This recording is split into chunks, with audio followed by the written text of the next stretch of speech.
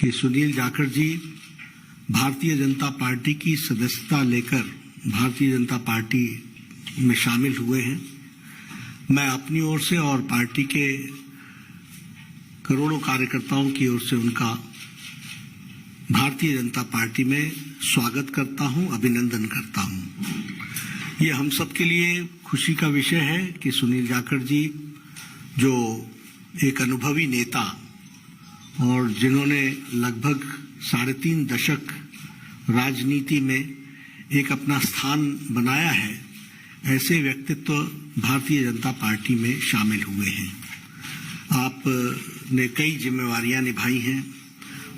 प्रदेश के कांग्रेस के एक समय अध्यक्ष भी रहे, एलओपी भी रहे, लोकसभा में भी रहे, विधानसभा में लंबे अरसे तक रहे और एक अपनी खास छवि पार्टी से अलग हट करके आपने स्थापित की और किसानों के नेता, युवाओं के दिलों में जगह एक ईमानदार छवि के साथ आपने कई जिम्मेवारियों पर काम किया है।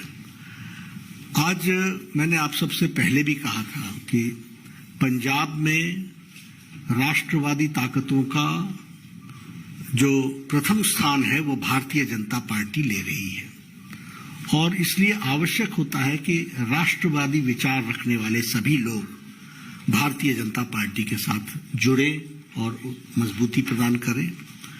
Punjab is a border state, more than 550 kilometers border is along with Pakistan. There are issues related to drugs. There are issues related to terrorism. There are issues where it is the endeavor from the Pakistan side is to make it a gateway for all activities which is going on, which may be which may be detrimental to India. तो ऐसे में राष्ट्रवादी ताकतों का मजबूत होना पंजाब में आज की आवश्यकता है और आज पंजाब में भारतीय जनता पार्टी ऑपोजिशन की आवाज बन करके आ रही है और इसीलिए मैंने उस समय भी कहा था कि बहुत लोग कांग्रेस से और अकाली दल से भी जो भी राष्ट्रवादी ताकतों के साथ जुड़ना चाहते हैं वो भारतीय जनता पार्टी के साथ आना चाहते हैं। इस कड़ी में मैंने पहले कहा कि एक अपनी छवि रखने वाले ऐसे सुनील जाखड़ जी ने आज भारतीय जनता पार्टी की सदस्यता ली है और मुझे पूरा विश्वास है कि वह हम सबके साथ मिलकर के हम पंजाब को एक नए मुकाम पर ले जाएंगे और राष्ट्रवादी ताकतों को मजबूत करने में उनका अनुभव का हम सदुपयोग करेंगे और पार्टी मजबूत होगी पंजाब को मजबूत करने के लिए, पंजाब को मजबूती प्रदान करने के लिए और उसमें सुनील जाखड़ जी का विशेष योगदान रहने वाला है। मैं पुनः आपका अभिनंदन करता हूं, स्वागत करता हूं और मैं निवेदन भी करूंगा सुनील जी से कि आप जरूर कुछ अपने उद्गार कहें और बहुत बहुत धन्यवाद आदरणीय बीजेपी के अध्यक्ष नड्डा साहब, जो आपने मुझ जैसे व्यक्ति को माननीय प्रधानमंत्री नरेंद्र मोदी जी, माननीय देश के गृह मंत्री अमित शाह जी, उनके साथ उनकी सहमति से मुझ जैसे व्यक्ति को आज अपनी पार्टी में शामिल होने का ये मौका दिया। मैं आभारी हूं मंच पे जो मौजूद हमारे प्रभारी अनिल बालूनी जी हैं। मैं आभारी हूं खास तौर पे प्रवेश वर्मा जी का, जो खास तौर पे इस मौके पे यहां पहुंचे हैं। मैं आभारी हूं अरविंद खन्ना जी का, मैं आभारी हूं मनजिंदर सिंह सरसा जी का, मैं आभारी हूं परमिंदर जी का कि आप सबके सहयोग से आज इस बीजेपी के मंच पे नड्डा साहब की हाजिरी में बीजेपी में शामिल होने का मौका आपने दिया। धन्यवाद नड्डा साहब। आप सभी ये कोई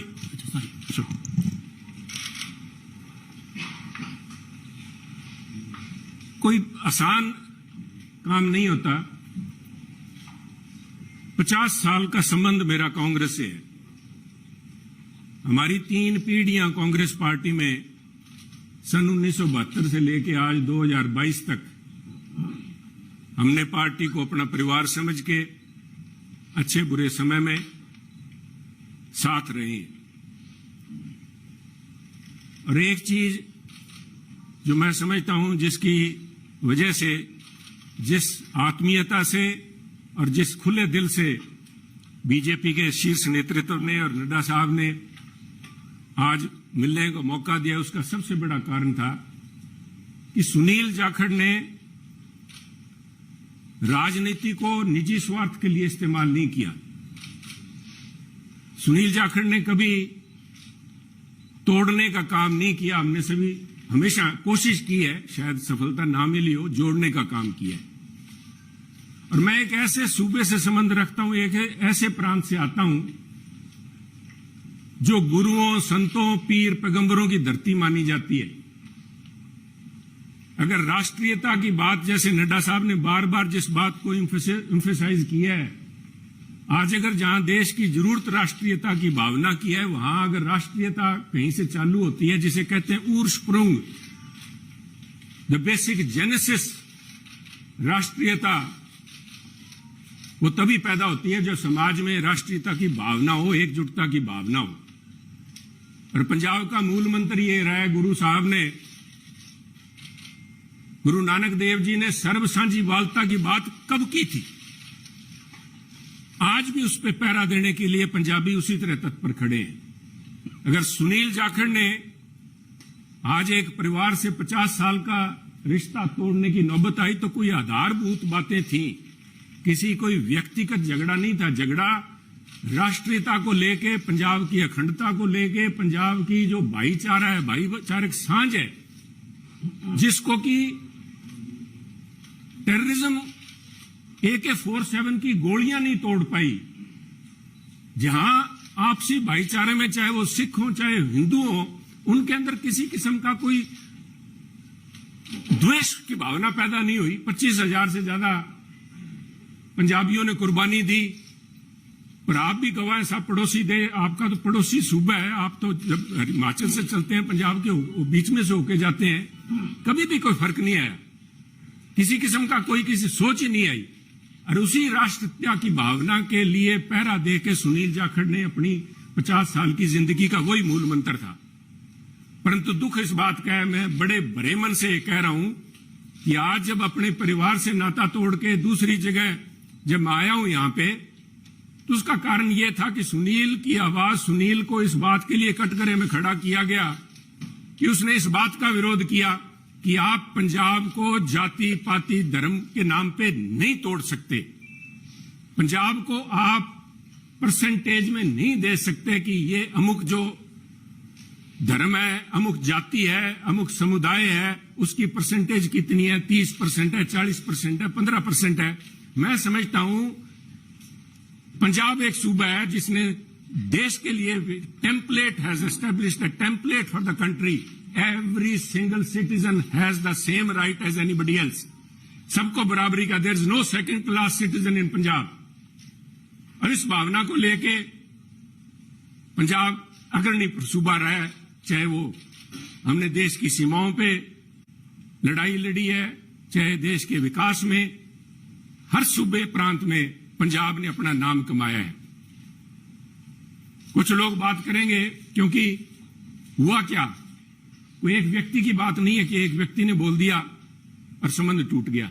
वो कहना कच्ची यारी है, नहीं सन, इस तरह नहीं टूटा करती। ये कोई शीशा नहीं है जो 50 साल का संबंध है। कहते हैं कोई शीशा नहीं है कि पहले हम इंसान हैं, हमने रिश्तों को निभाया असूलों की तरह, पर जब असूल ही टूट जाए, जब हम अपने सिद्धांत से हट जाएं, अपनी आइडियोलॉजी से हट जाएं, तो मैं समझता हूं this is a right time to have a rethink. उसको सारा सोचना पड़ता है कि हम जा किस तरफ रहे हैं, आज किस तरफ बढ़े जा रहे हैं। तो उसको लेके मैं समझता हूं कि यह निर्णय लिया गया। और क्यों निर्णय लिया गया बीजेपी के पास, मैं क्यों बीजेपी के आपके यहां आज मंच पे बैठा हूं। सब तरह तरह की अटकलें लगाई जा रही थी सुनील को लेके, कयास लगाए जा रहे थे, क्यों बड़ा स्वाभाविक था। जिस दिन से नड्डा साहब आपने देखा कि मैंने गुड बाय बोला, मेरी तरफ से तो गुड बाय 11 तारीख को, जिस दिन मैंने देख लिया कि आवाज के ऊपर पाबंदी लगाने के लिए नोटिस जारी किए जा रहे हैं, तो आवाज नहीं रोकी जा सकती। सुनील को आप पद से हटा सकते हो, किसी से दूर कर सकते हो, सुनील की आवाज गिरवी नहीं रखी जा सकती। आवाज राष्ट्रीयता के लिए उठेगी।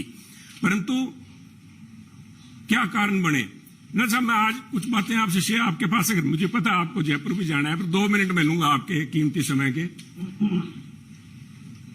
पार्लियामेंट के अलावा मुझे 1.5 साल पार्लियामेंट में काम करने का मौका मिला सरसा जी, पर उसके बाद पार्लियामेंट से बाहर मेरी मुलाकात हुई माननीय प्रधानमंत्री से जब वो पंजाब आए।